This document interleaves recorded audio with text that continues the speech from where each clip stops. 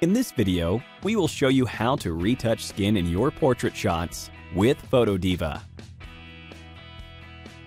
Start with opening your photo.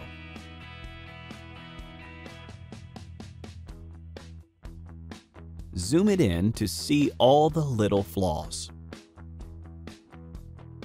Now, select the healing brush. Adjust the brush size and paint over the skin spots you want to conceal. PhotoDiva will remove them automatically.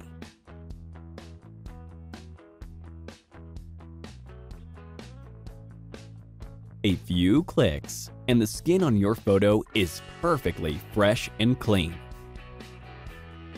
You can remove not only blemishes, spots, and wrinkles, but other flaws too.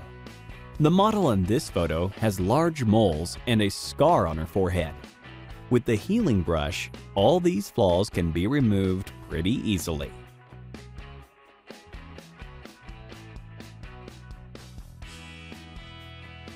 The scar looks a bit more challenging, but if we adjust the feather setting, it vanishes in a few clicks. Let's compare the result with the original. How about trying PhotoDiva on your own photos? Download the program from the official website and make your images perfect right now.